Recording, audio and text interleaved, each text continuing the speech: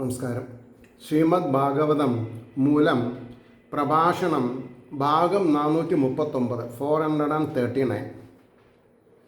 ഓം gum ഗണപതയേ നമഃ. ഓം some സരസ്വതേ സ്വാഹ. ഓം ശ്രീ ഗുരുഭ്യോ നമഃ. ഓം ശ്രീ രംഗനാഥ ശർമ്മണേ നമഃ. നാരായണ നാരായണ നാരായണ നാരായണ നാരായണ നാരായണ നാരായണ നാരായണ നാരായണ നാരായണ നാരായണ. ഓം ശ്രീകൃഷ്ണാർപ്പണമസ്തു. ഓം ശ്രീകൃഷ്ണായ പരബ്രഹ്മണേ നമഃ. ഓം ശ്രീകൃഷ്ണായ പരമാത്മനേ നമഃ.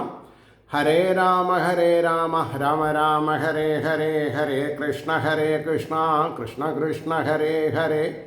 ഓം ശ്രീ രുക്മിണി സത്യഭാമാ സമേത ശ്രീ ഗോപാലകൃഷ്ണസ്വാമിനേ നമഃ. ശ്രീമദ് ഭാഗവതം ചതുർത്ഥ സ്കന്ധം 29-ാം അധ്യായത്തിലെ 68-ാമത്തെ ശ്ലോകം മുതൽക്കാണെന്ന് പറയേണ്ടത്. ശ്ലോകം 68. സർവേ ക്രമാനുരോധേന മനസ്സ ഇന്ദ്രിയഗോചര ആയാന്തി വർഗശോ യാന്തി സർവേ സമനസോ ജനാഹ. ഇതിൻ്റെ വാക്കാർത്ഥം പറയുമ്പോൾ സർവങ്ങളായ ഇന്ദ്രിയ വിഷയങ്ങൾ ഇൻ ടോട്ടാലിറ്റി എല്ലാം കൂടിയിട്ട് ക്രമത്തെ അനുസരിച്ച് സംഘമായിട്ട് മനസ്സിൽ വരുന്നു പോകുന്നു. എല്ലാ ജനങ്ങളും മനസ്സിനോട് കൂടിയവരാണ്. മനസ്സില്ലെങ്കിൽ വലിയ ബുദ്ധിമുട്ടാണ്. മനസ്സാണ് കർമ്മം ചെയ്യിക്കുന്നത്. കർമ്മത്തെ തിരഞ്ഞെടുക്കുന്നത് മനസ്സാണ്. നല്ല കർമ്മം വേണോ ചീത്ത കർമ്മം വേണോ, സദ്വിചാരം വേണോ ദുഷ്വിചാരം വേണോ, എല്ലാം മനസ്സാണ് ചെയ്യുന്നത്. പക്ഷെ മനസ്സിന് അങ്ങനെ എല്ലാറ്റിനും സ്വാതന്ത്ര്യം കൊടുക്കരുത്. എന്താ അങ്ങനെ പറയാൻ കാരണം? നമ്മളെ ചതിക്കും. മനസ്സിനെ സദ്ബുദ്ധി കൊണ്ട് നിയന്ത്രിക്കണം എന്നാ. മനസ്സിനെ സദ്ബുദ്ധി കൊണ്ട് നിയന്ത്രിക്കണം, എന്നാൽ രക്ഷപ്പെടാം. അപ്പോൾ പറയണു, അതിൻ്റെ ഭാവാർത്ഥം പറയണു, എല്ലാവർക്കും ഈ മാതിരി അനുഭവം ഉണ്ടാകണമെന്ന് നിയമമുണ്ടോ എന്ന് ശങ്കിക്കണ്ട. ഇത് സാധാരണ നിയമമാണ്. എക്സെപ്ഷണൽ കേസ് ഉണ്ട്. രണ്ടും എക്സ്ട്രീമും, നല്ലതും ചീത്തയും. എന്തുകൊണ്ടെന്നാൽ എല്ലാ ജനങ്ങളും മനസ്സ് എന്ന ഒരു തത്വത്തോടു കൂടിയവർ തന്നെ. അവരെല്ലാവരുടെയും പുണ്യപാപകർമ്മങ്ങളിൽ നിന്ന് പുറപ്പെടുന്ന ശുഭ അശുഭവാസനകൾ മനസ്സിൽ അടങ്ങിയിരിക്കുന്നുണ്ട്. ആ ക്രമത്തെ അനുസരിച്ച് സുഖങ്ങളോ ദുഃഖങ്ങളോ അവരുടെ മനസ്സിൽ സ്ഫുരിക്കും, ഓർമ്മയിൽ വരും, മറയുകയും ചെയ്യും, അല്ലെങ്കിൽ മറക്കുകയും ചെയ്യും എന്ന് പറഞ്ഞു. മാത്രമല്ല, ശുഭകർമ്മങ്ങളുടെ സ്ഫുരണം സുഖരൂപമായും അശുഭകർമ്മ സ്ഫുരണം ദുഃഖരൂപമായും അനുഭവപ്പെടും. ഇത് സർവസാധാരണമാണ് എന്നാണ് നിഗമനത്തിലെത്തിയത്. ഇനി ശ്ലോകം 69.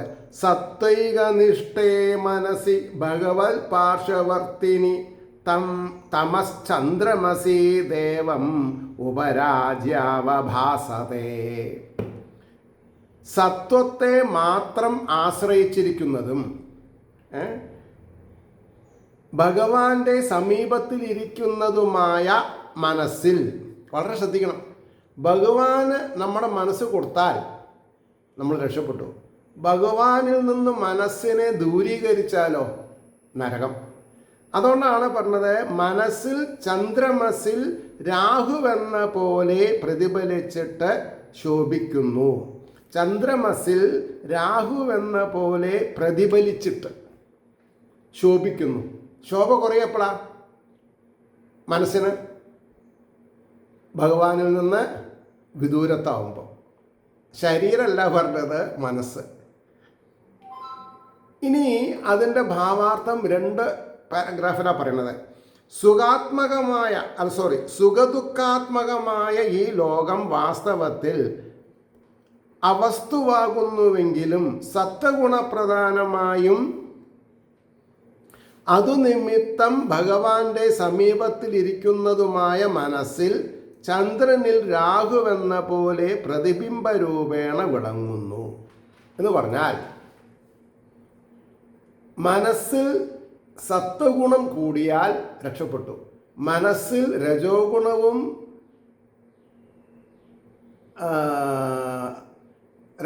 രജോഗുണവും തമോ ഗുണവും കൂടിയാലോ അധോഗതിയായി. അപ്പോൾ മനസ്സിനെയാണ് നമ്മൾ നിയന്ത്രിക്കേണ്ടത്.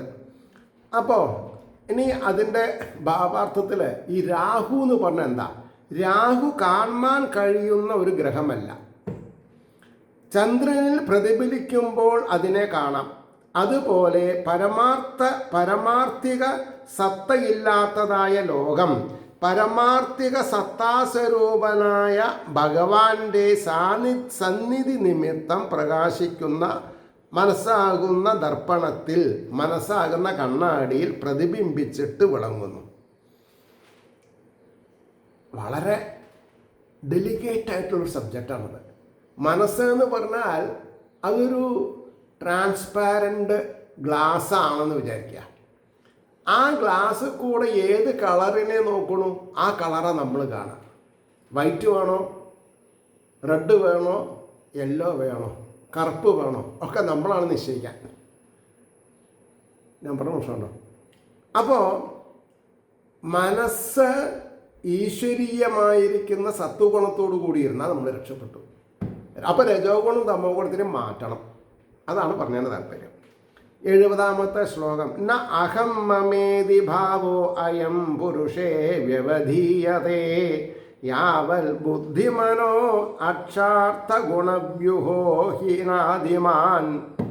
ആദിയില്ലാത്തതായ ബുദ്ധി, മനസ്സ്, ഇന്ദ്രിയങ്ങൾ, ഭൂതങ്ങൾ എന്ന ഗുണസമൂഹം, ആദിയില്ലാത്ത, ഫ്രം ദി ടൈം ഇമ്മമോറിയൽ, ഓർമ്മയുള്ള കാലം മുതൽക്ക് ഇതുണ്ട്, എക്സിസ്റ്റ് ഉണ്ട്, ഈശ്വരനുണ്ട് എന്ന് പറഞ്ഞ പോലെ ബുദ്ധി, മനസ്സ്, ഇന്ദ്രിയങ്ങൾ, ഭൂതങ്ങൾ എന്ന ഗുണസമൂഹം ഏതു കാലം വരെയുണ്ടോ എൻ്റേത് എന്ന ഈ ഭാവം പുരുഷനിൽ മറയുന്നില്ല. പുരുഷനിൽ എക്സിസ്റ്റ് ചെയ്യാറുള്ള കുഴപ്പം അഹങ്കാരം വരുന്നതാണെന്നാണ് പറഞ്ഞത്. കുറച്ച് വലുതാണ് അതിൻ്റെ ഭാവാർത്ഥം. സ്ഥൂലദേഹം നശിച്ചാലും ലിംഗശരീരത്തിന് നാശമില്ലാത്തത് കൊണ്ടും കർത്താവായ ജീവന് മാറ്റമില്ലാത്തതുകൊണ്ടും സുഖദുഃഖരൂപമായ സംസാരം നിലനിൽക്കുന്നുവെന്നാണ് ഇതുവരെ പറഞ്ഞതിൽ അടങ്ങിയ സാരം. ഇവിടെ ഒരു ശങ്കയുണ്ടാവാം. ലിംഗദേഹം ഉണ്ടെന്നിരിക്കലും കർമ്മം ചെയ്യാൻ അധിഷ്ഠാനമായ സ്ഥൂലദേഹം വേണമല്ലോ. എപ്പോഴെങ്കിലും അതില്ലെന്ന് വന്നാൽ സംസൃതിക്ക് നാശം വന്നുകൂടയോ എന്നാണ് ശങ്കാസ്വരൂപം. ഇതിന് സമാധാനം സത്വാദി ഗുണങ്ങളുടെ കാര്യരൂപങ്ങളായിട്ട് കാണപ്പെടുന്ന ബുദ്ധി, മനസ്സ്, ഇന്ദ്രിയങ്ങൾ, ആകാശാദി സൂക്ഷ്മഭൂതങ്ങൾ എന്നിവയുടെ സമൂഹം അനാദിയാകുന്നു. ഇവയുടെ സമ്മേളനത്തിൽ നിന്ന് സംഭവിച്ചതായ ലിംഗദേഹം ഏതു കാലം വരെ നിലനിൽക്കുന്നുവോ അത്ര കാലവും പുരുഷന് ഞാനെന്നും എൻ്റേതെന്നുമുള്ള ഭാവം, ശരീരാധ്യാസം നശിക്കുകയില്ല. ഇത് നശിച്ചാലേ ഗുണമുള്ളൂ എന്നാണ് പറഞ്ഞത്. ലിംഗദേഹം നശിക്കുമ്പോഴല്ലാതെ സംസാര ഉപരതി ഭവിക്കയില്ല. സംസാര ഉപരതി, സംസാരത്തിനോട് രതി ഉണ്ടാവാതെ കണ്ടിരിക്കണമെങ്കിൽ ജനിക്കാതെ കണ്ടിരിക്കണം. അങ്ങനെയാണ്. അപ്പം ജനിക്കാതെ കണ്ടിരിക്കണമെങ്കിലോ ആഗ്രഹാഭിലാഷങ്ങൾ ഫുൾ സ്റ്റോപ്പ് ചെയ്യാൻ സാധിക്കണം. അപ്പോൾ യഥാകാലം സിദ്ധിക്കും. അതായത് സംസാരോപരി ഭവിക്കില്ല. ലിംഗദേഹാഭിമാനം നിമിത്തം ജീവന് സ്ഥൂലദേഹം യഥാകാലം സിദ്ധിക്കും എന്ന് സാരം. അപ്പോൾ നമ്മൾക്ക് സ്ഥൂലദേഹത്തെ എടുക്കാണ്ട് കഴിയണം. 71. സുപ്തിമൂർച്ഛോപതാപേഷു പ്രാണയാന വിഘാതത നൈഹതേ അഹം ഇതി ജ്ഞാനം മൃത്യു പ്രജ്വാരയോരപി. സുഷുപ്തി മോഹാലസ്യം, വിയോഗദുഃഖം, മരണം, കഠിനമായ ജ്വരം, ഇന്ദ്രിയങ്ങളുടെ വ്യാകുലത, അറിവ് പ്രകാശിക്കുന്നില്ല എന്നാണ്. അതായത് സുഷുപ്തി നമ്മൾ അറിയണില്ല, സുഷുപ്തി അനുഭവിച്ചതിന് ശേഷമാണ്. അതേമാതിരി മോഹാലസ്യം, ഞാൻ മോഹാലസ്യപ്പെട്ട് കിടക്കുകയാണെന്ന് നമുക്കറിയോ? ഇല്ല. അതിൻ്റെ ശേഷം മറ്റുള്ളവർ പറയുമ്പോൾ നമുക്ക് മനസ്സിലാവുള്ളൂ. വിയോഗ ദുഃഖം നമ്മൾ അറിയണുണ്ടോ? നമ്മൾ അറിയണില്ല, മറ്റുള്ളവരാണ് അറിയണത്. വിയോഗ ദുഃഖം. മരണം നമ്മൾ അറിയണില്ല, മരിച്ചു എന്നുള്ളത് സത്യമാണ്. ആർക്ക്? ജീവിച്ചിരിക്കുന്നവർക്ക്. മരിച്ച ആൾക്ക് അറിയണില്ല. പിന്നെ കഠിനമായ ജ്വരം, ഇന്ദ്രിയങ്ങളുടെ വ്യാകുലത, അറിവ് പ്രകാശിക്കുന്നില്ല എന്നാണ് പറഞ്ഞത്. ഇനി അതിൻ്റെ ഭാവാർത്ഥത്തിലേക്ക് പോവാം. സുഷുപ്തി, മോഹാലസ്യം, ഇഷ്ടജനങ്ങളുടെ വിയോഗം നിമിത്തമുണ്ടാകുന്ന കഠോര ദുഃഖം, കഠിനമായ ജ്വരം, മരണം എന്നീ അവസ്ഥകളിൽ പ്രാണസ്ഥാനങ്ങളായ ഇന്ദ്രിയങ്ങൾക്ക് വ്യാകുലത സംഭവിക്ക നിമിത്തം ശരീരാദികളിൽ ഞാനെന്നും ധനാദികളിൽ എൻ്റേതെന്നുമുള്ള ജ്ഞാനം പ്രകാശിക്കുന്നില്ല. അല്ലാത്ത സമയത്തൊക്കെ പ്രകാശിക്കുന്ന പറഞ്ഞത്. മരണസമയത്ത് നമ്മളെല്ലാം ആലോചനയിലാവും എന്ന് മാത്രമല്ലാതെ അജ്ഞാനകൃതമായ അഭ്യാസം ആ വക അവസ്ഥകളിൽ തീരെ നശിച്ചിട്ടില്ല എന്ന് പറഞ്ഞു. എന്നാ പിന്നെ അഹങ്കാരം വരാതിരിക്കണ്ടോ? മരണ വീട്ടിൽ അഹങ്കാരം കാണിക്കാറില്ല നമ്മൾ. അത് കഴിഞ്ഞാൽ തുടങ്ങുകയും. അപ്പോൾ 72ാമത്തെ ശ്ലോകം, ഗർഭേ ബാല്യേ അഭി പൗഷ്കല്യാദേകാദശവിധം തഥാ ലിംഗം ന ദൃശ്യതേ യൂന കുഹ്വാം ചന്ദ്രമസോ യഥാം. ഗർഭത്തിലും ബാല്യത്തിലും അപൗഷ്കല്യാത്, പൗഷ്കല്യാത് അല്ല, അപൗഷ്കല്യാത്. ഗർഭേ ബാല്യേ അപൗഷ്കല്യാത് ഏകാദശവിധം തഥാ ലിംഗം ന ദൃശ്യതേ യൂന കുഹ്വാം ചന്ദ്രമസോ യഥാ. അപ്പോൾ പുഷ്ടിപ്പെടാത്തത് കൊണ്ട്, അതായത് ഈ അപൗഷ്കലാത് കല്യാണം എന്ന് പറയുന്ന പുഷ്ടിപ്പെടാത്തത് കൊണ്ട് 11 വിധമുള്ള അടയാളം യുവാവിന് അമാവാസിയിൽ ചന്ദ്രൻ്റെ എന്ന പോലെ കാണപ്പെടുന്നില്ല. സത്യത്തിൽ അമാവാസി പിന്നെ പൗർണിമ, ഇത് രണ്ടും ഭൂമിയിലുള്ളവരൊക്കെ ഉള്ളൂ. ചന്ദ്രന് ക്ഷയങ്ങൾ വൃദ്ധിയോ അതിൻ്റെ കല വൃദ്ധിപ്പെടണമില്ല, ക്ഷയിക്കണമില്ല. അതാണ് സത്യം. ഭൂമിയിലുള്ളവർക്കേ പ്രശ്നമുള്ളൂ. അപ്പോൾ പറഞ്ഞു, ഗർഭത്തിലും ബാല്യത്തിലും ഇന്ദ്രിയങ്ങൾ അതിസൂക്ഷ്മങ്ങളായിരിക്കുകയാൽ യൗവനാവസ്ഥയിലെന്ന പോലെ ഞാൻ കാണുന്നു, കേൾക്കുന്നു, പ്രവർത്തിക്കുന്നു എന്ന മട്ടിൽ ഇന്ദ്രിയങ്ങളുടെയും മനസ്സിൻ്റെയും ലക്ഷണം സ്പഷ്ടമായി കാണപ്പെടുന്നില്ല. അധ്യാസം ഇല്ലാത്തത് കൊണ്ട്, അതായത് തെറ്റിദ്ധാരണ ഇല്ലാത്തത് കൊണ്ട് കാണപ്പെടാത്തത്. ഇന്ദ്രിയങ്ങൾക്ക് വേണ്ടതുപോലെയുള്ള അഭിവൃദ്ധി ഇല്ലാത്തത് കൊണ്ട് മാത്രമാണ് അസ്പഷ്ടമായിരിക്കുന്നത്. അമ്മയുടെ ഗർഭത്തിൽ ഇരിക്കുന്ന കുട്ടിയുടെ കണ്ണ് എവിടെ, കാത് എവിടെ, ചെവി എവിടെ നമുക്ക് പറയാൻ പറ്റില്ല. പുറത്ത് വന്ന് വലുതാവുമ്പോൾ മാത്രമേ നമുക്ക് മനസ്സിലാവുള്ളൂ അതിൻ്റെ മനസ്സ് എവിടെ, ബുദ്ധി ഉണ്ടോ ഇല്ലയോ ഒന്നും നമുക്ക് പറയാൻ പറ്റില്ല. അപ്പോൾ അസ്പഷ്ടമായിരിക്കുന്നത്, ഉണ്ടെന്നിരിക്കലും പ്രകാശിക്കുന്നില്ല എന്ന് പറഞ്ഞതിന് ദൃഷ്ടാന്തം അമാവാസിയിൽ ചന്ദ്രൻ ഉണ്ടെന്നിരിക്കലും കലകളുടെ ആവരണം നിമിത്തം പുറമെ കാണപ്പെടാത്തത് പോലെയാകുന്നു എന്നർത്ഥം. അതാണ് പ്രധാനം. ഇനി ഈ 73ാമത്തെ ശ്ലോകം, അർത്ഥേഹ്യ വിദ്യമാനോ അഭി സംസൃതിർന നിവർത്തതേ ധ്യായതോ വിഷയാനസ്യ സ്വപ്നേ അനർത്ഥാഗമോ യഥാ. കാര്യം ഇല്ലാതിരിക്കുമ്പോഴും സംസാരം ഇല്ലാതാകുന്നില്ല. വിഷയങ്ങളെ ധ്യാനിക്കുന്ന ഇവന് സ്വപ്നത്തിൽ അനർത്ഥത്തിൻ്റെ ആഗമം എന്ന പോലെ ഉണ്ട് എന്നർത്ഥം. ഇനി അതിൻ്റെ ഭാവാർത്ഥം വളരെ വലുതാണ്.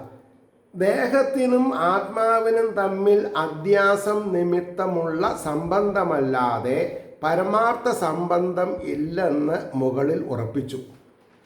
അത് ഈ വെള്ളം കോരണ പണ്ട് മരം കൊണ്ട് ചകട പറഞ്ഞൊരു സാധനമുണ്ട്, 2 റൗണ്ടാണ്. അതിനെ ഒരു 8, 10, 12 ബാറുകൾ പട്ടിക വെച്ച് അണിയിടിക്കും. അപ്പോൾ അത് ഉരുണ്ടൊരു സാധനമായി. അതുകൂടെയാണ് കയറിട്ടിട്ട് വലിയ പിന്നെ എന്താ പറയുക, കൊട്ടക്കൂരിയിലെ വെള്ളം കൂര. അപ്പോൾ അതിൻ്റെ ഉള്ളിൽ 2 മരക്കഷ്ണിട്ടുണ്ടാവും. അത് ഈ ഉരുളനോട് കൂടി കടകടാന്ന് ശബ്ദിക്കും. സത്യത്തിൽ അത് പശ വെച്ച് ഒട്ടിക്കുകയോ ആണി അടിക്കുകയോ ചെയ്തിട്ടുണ്ടെങ്കിൽ ശബ്ദം ഉണ്ടാവില്ല. പക്ഷേ ഈ 24 ഗുരുക്കന്മാരുടെ കാര്യം പറയുമ്പോൾ ഒരു കന്യക കയ്യിൽ ധാരാളം വളയിട്ടുണ്ട്. അപ്പം നെല്ല് കുത്തണം. നെല്ല് കുത്തുമ്പോൾ ശബ്ദം ഉണ്ടാവും. അപ്പം ശബ്ദം കേൾക്കാൻ പാടില്ല. നെല്ല് കുത്തുകയാണെന്നുള്ളത് സിറ്റ് ഔട്ടിൽ ഇരിക്കണവരറിയാൻ പാടില്ല. അപ്പം എന്ത് ചെയ്തു, ഓരോ കയ്യിൽ ഓരോ വളയിട്ടു. അപ്പം ശബ്ദം ഉണ്ടാവില്ല. അതാണ് ഒരാളെ ഒറ്റയ്ക്കായാൽ സംസാരം ഉണ്ടാവില്ല. 2 ആളായാലോ 2 2 കൂടുതലോ ആയാൽ സംസാരമായി, അപകർഷാബോധമായി, ആകെ പ്രശ്നമയായി. അപ്പോൾ ഒരു ശങ്കയ്ക്ക് അവകാശമുണ്ട്. അധ്യാസം താനെ തന്നെ നശിക്കും, അപ്പോൾ ദുഃഖവും നശിക്കും. അധ്യാസത്തെ നശിപ്പിക്കുവാനുള്ള പ്രയത്നം വേണമെന്നില്ല. ദുഃഖം വാസ്തവമല്ലെന്ന് വന്നുവല്ലോ. ഇല്ലാത്തതിനെ ഇല്ലാത്തതെന്ന് വരുത്തണമോ? സ്വതേ തന്നെ അതില്ലാത്തതല്ലേ? അങ്ങനെയിരിക്കെ ഭക്തിജ്ഞാനാദി മാർഗങ്ങളിൽ ക്ലേശം വ്യർത്ഥമല്ലയോ എന്നാണ് ശങ്ക. അതിനെ സ്വപ്നദൃഷ്ടാന്തം കൊണ്ട് പരിഹരിക്കുന്നു. ബന്ധം വാസ്തവമല്ല. ധർമ്മ അധർമ്മങ്ങളും അതുനിമിത്തമുണ്ടെന്ന് തോന്നുന്ന സുഖദുഃഖാദികളും വാസ്തവത്തിൽ ഇല്ലെന്നിരിക്കലും ജനന മരണസ്വരൂപമായ ബന്ധം ജീവന് ഇല്ലാതെയാകുന്നില്ല. ശബ്ദസ്പർശാദി വിഷയങ്ങളെ ധ്യാനിക്കുന്നത് കൊണ്ട് അവയെ സമ്പാദിപ്പാനുള്ള കർമ്മങ്ങളും അതുനിമിത്തം പുണ്യപാപങ്ങളും ജന്മമരണാദികളും ഉണ്ടാകുന്നു. ജന്മമരണാദികൾ ഉണ്ടാവുന്നത് എന്തുകൊണ്ടാണ്? ശബ്ദസ്പർശാദി വിഷയങ്ങളെ ധ്യാനിക്കുന്നത് കൊണ്ട്. സുഖം വേണം എന്ന് വിചാരിക്കുകയാണ്. തന്നിൽ രമിക്കാൻ, ആത്മാവിൽ രമിക്കാൻ ശ്രദ്ധ ഉണ്ടായാൽ പിന്നെ അതൊരു പ്രശ്നമില്ല. അപ്പോൾ ധ്യാനിക്കുന്നു. അവയെ സമ്പാദിപ്പാനുള്ള കർമ്മങ്ങളും അത് നിമിത്തം പുണ്യപാപങ്ങളും ജന്മമരണാദികളും ഉണ്ടാകുന്നു. സ്വപ്നത്തിൽ സ്വശരിച്ഛേദം മുതലായ ദോഷദർശനം നിമിത്തമുണ്ടാകുന്ന ഖേദം മുതലായവ ആ അവസ്ഥയിൽ ഇരിക്കുന്ന സമയത്തിൽ അനുഭവപ്പെടുന്നു. ആ കാണുന്ന സംഭവം വാസ്തവമല്ലെന്നുള്ള ബോധം ജാഗ്രതാവസ്ഥയിൽ വരുമ്പോൾ മാത്രമേ അനുഭവത്തിൽ വരുന്നുള്ളൂ. അതുപോലെ അധ്യാസത്തിന് കാരണമായ ആത്മജ്ഞാനത്തെ നശിപ്പിക്കുവാൻ ആവശ്യമായിരിക്കുന്ന ഭക്തിജ്ഞാന വൈരാഗ്യാദികളെ അഭ്യസിക്കുവാനുള്ള പരിശ്രമം സഫലമാകുന്നതുവരെ ജീവൻ സംസാരത്തിൽ നിന്ന് മുക്തനാകുന്നില്ല. അതിനാൽ താദൃശ യത്നം അത്യന്തം ആവശ്യം തന്നെ. രക്ഷപ്പെടാനുള്ള ഉപായങ്ങൾ നമ്മൾ സദാസമയത്തും ശ്രദ്ധിക്കണം. 74 ഏവം പഞ്ചവിധം ലിംഗം ത്രിവൃക്ഷോഡശ വിസ്തൃതം ഏഷ ചേതനയായുക്തോ ജീവ ഇത്യഭിധീയതേ. ജീവൻ എന്തിനാ പറഞ്ഞത്? ഇപ്രകാരം 5 രൂപത്തിൽ ഇരിക്കുന്നതും 3 ഗുണങ്ങളുടെ കാര്യവും 16 വർദ്ധിച്ചിരിക്കുന്നത് കൊണ്ട് 5 3 8 അല്ലേ? 5 രൂപത്തിലിരിക്കുന്നതും 3 ഗുണങ്ങളുടെ കാര്യവും. അപ്പോൾ 5 3 8, പിന്നെ 16 വർദ്ധിച്ചിരിക്കുന്നതുമാണ് ലിംഗദേഹം.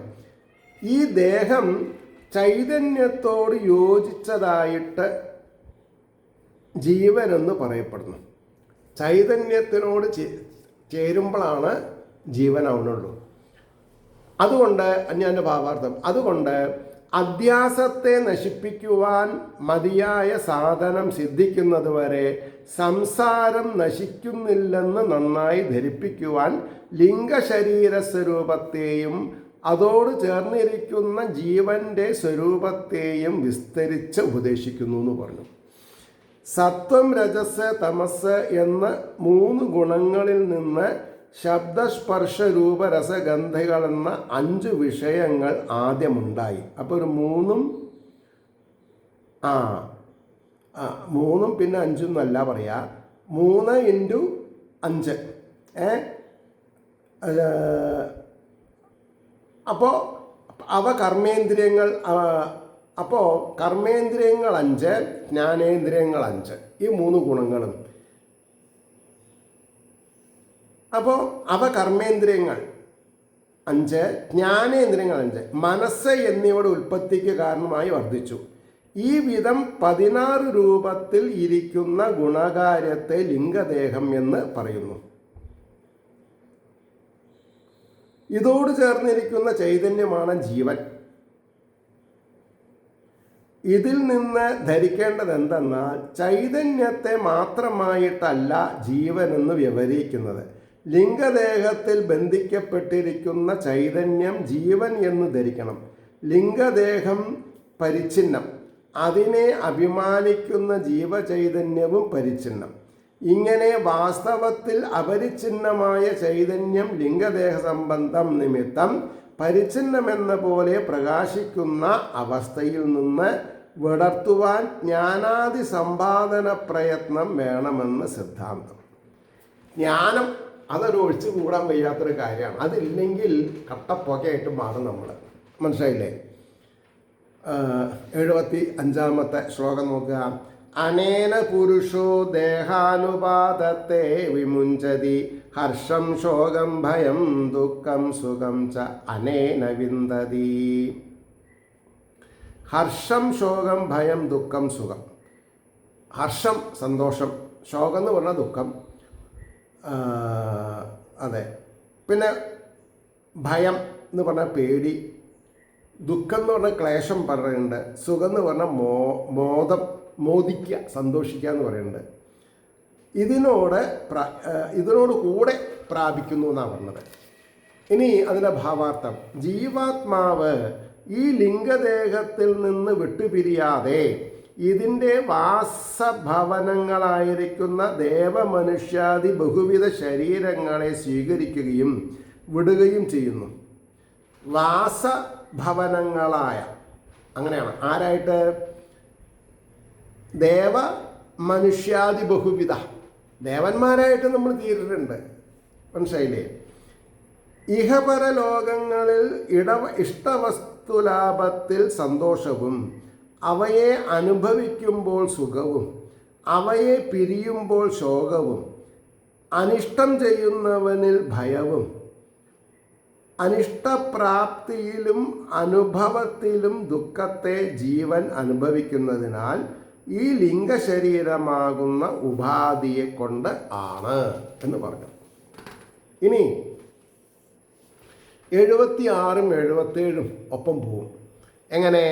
യഥാ തൃണജലൂകേയം, തൃണജലൂകം പുല്ലട്ടാന്ന്, ന അഭയത്യാപയാദിചാം നത്യജേൻ മ്രിയമാണോ അഭി പ്രാഗ്ദേഹാഭിമതിം ജന യാവദന്യം ന വിന്ദേത വ്യവധാനേന കർമ്മണാം മനയേവ മനുഷ്യേന്ദ്ര ഭൂതാനാം ഭവഭാവനം.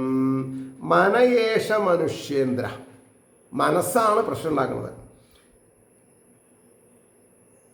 അപ്പോൾ അവിടെ തൃണജലൂക എന്ന് പറഞ്ഞാൽ പുല്ലിൽ കളിക്കുന്ന അട്ട,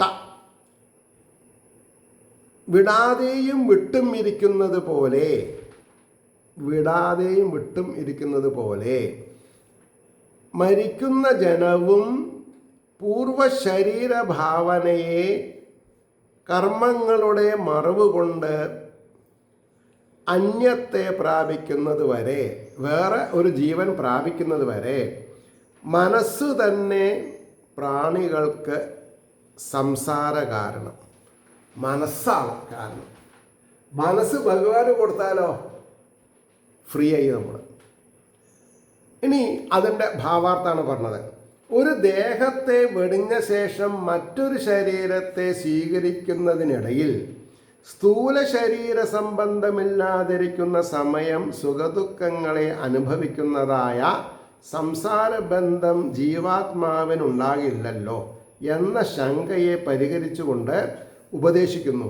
പുൽച്ചെടികളിൽ സഞ്ചരിക്കുന്ന പുല്ലട്ട എന്നു പേരായ ഒരു ജാതി കീടം പുൽക്കൊടികളിൽ സഞ്ചരിക്കുന്ന സമയം പിടിച്ചിരിക്കുന്ന ഭാഗത്തെ മുഴുവനും വിടാതെ ഏകദേശ ഭാഗത്തെ വിട്ടും മറ്റൊന്നിനെ അല്പമായി ഗ്രഹിച്ചും കൊണ്ടും ഗമിക്കും. രണ്ടാമത്തേതിൽ പിടുത്തം കിട്ടിയാൽ ഒന്നാമത്തേതിൽ നിന്ന് പൂർണ്ണമായി വിടും. ഇതുപോലെ ഒരു സ്ഥൂലത്തെ വിട്ട് അന്യമായ സ്ഥൂല ശരീരം ലഭിക്കാനുള്ള കർമ്മപരിഭാഗാവസ്ഥയെ എടുത്തുന്നത് വരെ ജീവൻ പൂർവ ശരീരാഭിമാനത്തെ വിടുകയില്ല. ഹേ മനുഷ്യരിൽ ഉത്കൃഷ്ടനായ ഭൂപതേ, പ്രാണികൾക്ക് ജന്മമരണാദി സംസാര ദുഃഖങ്ങൾക്ക് കാരണം മനസ്സ് തന്നെ എന്ന് പറഞ്ഞു. ഇനി 78, 79, 80 3 ഇത് 90 പേരുണ്ട് തോന്നുന്നുണ്ട്. ഞാൻ 80 എന്നാണ് വിചാരിച്ചിരുന്നത്. 85 ശ്ലോകങ്ങളാണ്. എങ്ങനെയാലും അവിടെ കൂട്ടത്തിൽ പോട്ടെ. അപ്പോൾ ഇവിടെ 78 നോക്കുക നമുക്ക്.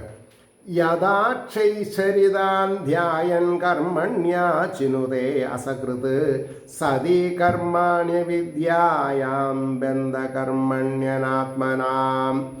അധ്യാസമുള്ളപ്പോൾ ആത്മാനുസന്ധാനമില്ലാത്തവന് കർമ്മമുള്ളപ്പോൾ ഭോഗവും ഇന്ദ്രിയങ്ങളാൽ അനുഭവിക്കപ്പെട്ടവയെ ധ്യാനിക്കുന്നവരായിട്ട് പിന്നെയും കർമ്മങ്ങളെ ചെയ്യുന്നു. ആവശ്യമില്ലാത്ത കർമ്മങ്ങൾ ചെയ്യണമെന്ന് ആഗ്രഹിക്കരുത്. കാരണം അത് നമുക്ക് നരകത്തെ പ്രദാനം ചെയ്യുന്നത്. മനസ്സ് തന്നെ സംസാര കാരണം എന്നതിനെ ഉറപ്പിക്കുകയാണ്. എങ്ങനെ? അന്ധകരണാദികളിൽ ഞാൻ എന്നുള്ള ഭാവരൂപമായ അധ്യാസം ഉള്ളിടത്തോളം കാലം ആത്മസ്വരൂപം അറിയപ്പെടാതിരിക്കുകയും അതു നിമിത്തം ശുഭം അശുഭം എന്ന രൂപത്തിലിരിക്കുന്ന കർമ്മങ്ങളെ ചെയ്യും. ആ കർമ്മമുള്ളപ്പോൾ അതിൽ നിന്നുണ്ടാകുന്ന സുഖദുഃഖാനുഭവ രൂപമായ ഭോഗവും ഉണ്ടാകും.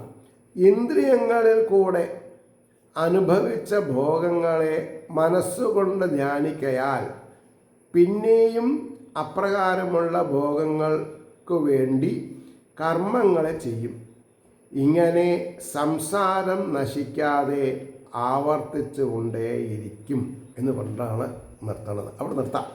ബാക്കി ഉള്ളത് അടുത്ത പ്രാവശ്യം പറയാം. ഏവർക്കും ശ്രീഹരിയുടെ അനുഗ്രഹ ആശംസകൾ നിർലോഭമുണ്ടാവട്ടെ എന്നും നമ്മുടെ ഓരോരുത്തരുടെയും പ്രാർത്ഥന ലോകാ സമസ്ത സുഖനോ വരട്ടെ.